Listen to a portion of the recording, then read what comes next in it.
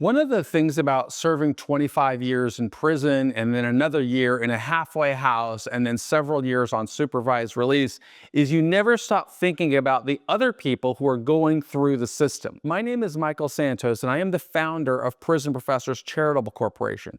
We're a nonprofit that exists specifically to help individuals who are going into the system figure out what can you do to get the highest level of liberty at the soonest possible time.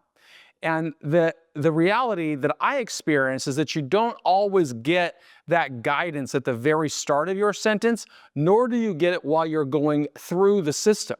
Right? When you're starting the sentence, or at least when I was initially arrested, you really only want one thing, and that's to get out of this mess that has encircled your life and has influenced your family and has decimated your reputation. And there are some people that get caught up in this even though they never had a criminal intent, and even though the government could have resolved this in a civil matter or even in a private matter.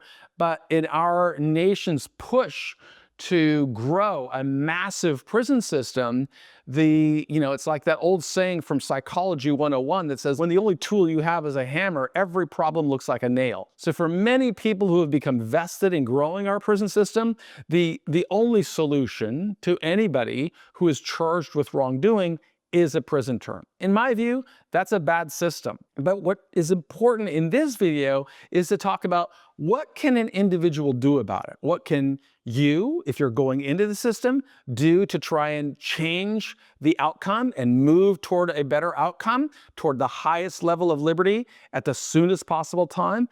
And what can I do as somebody who served 9,500 days as a federal prisoner, but has now been home for, well, I finished my sentence on August the 12th, 2013, and then I finished all of the supervised release things with early termination. So it'll be 12 years since I finished my obligation to the Bureau of Prisons in August of 25. So what I have to do is probably different from what you have to do. Depending on what stage of the journey you're in, you have to start thinking about the stakeholders. Starting with, of course, a probation officer. If you're very early in the journey and you have to go through a pre-sentence investigation report, think about what can you do to influence that probation report.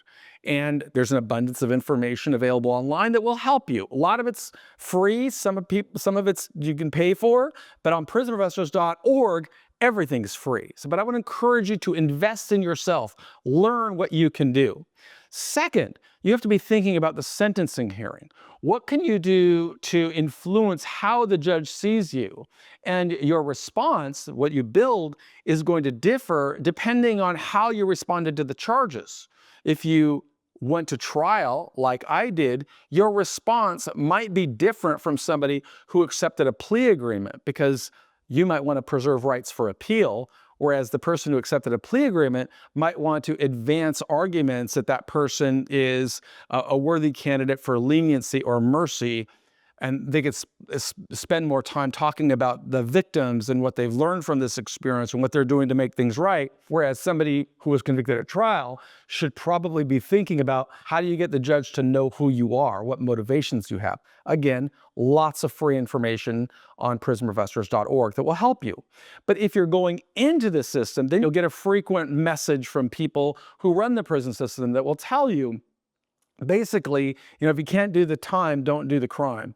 Or basically tell you, our job is not to think about your life when you go home. Our job is to protect security of the institution. And they may create an environment that seems very obstructive for you because you're focused on growth. But the people who work in the Bureau of Prisons, they are beholden to the Department of Justice.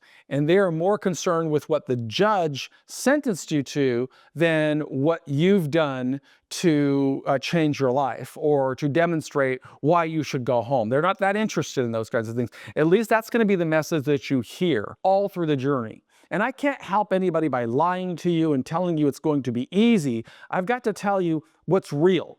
And the reality is you cannot change the past. Nobody can change the past. Nobody can change the fact that they're going through this if they're trapped in it. All you can do is start sowing seeds for a better outcome.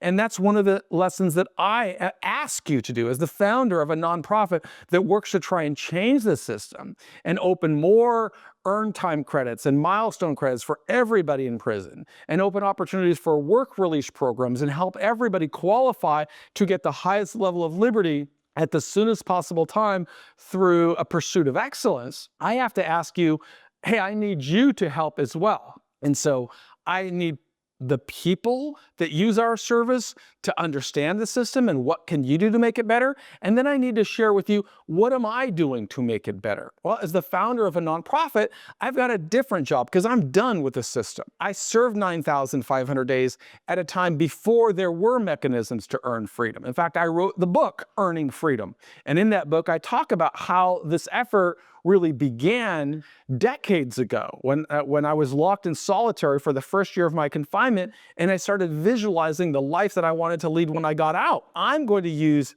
whatever I learn about you as part of my efforts to show why we should not incarcerate so many people. Your mom knows you shouldn't be in prison. Your dad knows you shouldn't be in prison. Your children know, right? But sadly, those voices don't matter nearly as much as the people who have the power to influence your liberty. So one of the courses that I recently created, and that's what I do, I create these digital courses that we distribute to people in prison, and we encourage them to memorialize and show all the ways that they are preparing for a law-abiding, contributing life where they could get out as tax-paying citizens, earning an income, irrespective of what decisions they've made in the past, right? Don't allow the government's version of events to dictate your life. By publishing journals showing how you're using every day to make amends or to reconcile or to demonstrate why you're a worthy candidate for a higher level of liberty. Every time you read a book, write a book report. We provide a section for that, where you would describe why you chose to read a book, what you learned from reading the book, and how the book will contribute to your success. And finally, build an effective release plan, showing that you're very intentional, that you are the CEO of your life, making deliberate decisions with a very clear plan, knowing how to make priorities, building your own tools, tactics, and resources that are public and transparent, and letting the world see that information. Because if they can see that information, they may become vested in helping you, just as many people became vested in helping me while I went through 26 years in prison. I always make 3 promises. 1, I'm never going to lie to you. 2, I am never going to ask you to do anything I didn't do. And 3, I'm never going to charge you a penny. Everything on prisoninvestors.org is free, but somebody's got to do the work, and that really has to be you or your team. You could build a team to assist you. You have to be the CEO of your life.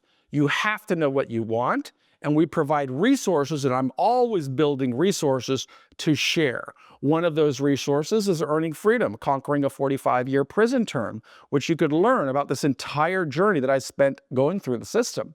You could learn through prison, my 8,344th day. Then we have a series of other books, including the latest series that we just created called Triumph, Building Bridges to Success, where we profile many successful people and we show how they make decisions as the CEO of your life. Because see, what prison does is it obliterates hope. And you get in that system and you start making decisions that are not consistent with the types of decisions you've made that led to success in other areas of your life. So I would encourage you, visit our books page, our courses page. They're all self-directed. Go through them.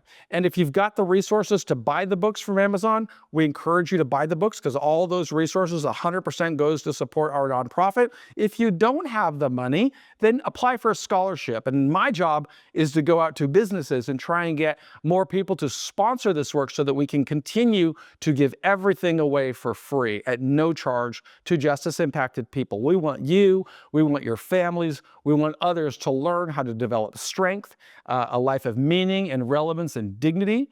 And that's what my whole kind of ministry is. It is like the one way I can make purpose out of the 26 years that I serve is to help more people who are going through that system get the best possible outcome. My name is Michael Santos. I am the founder of Prison Professors, and we believe in you.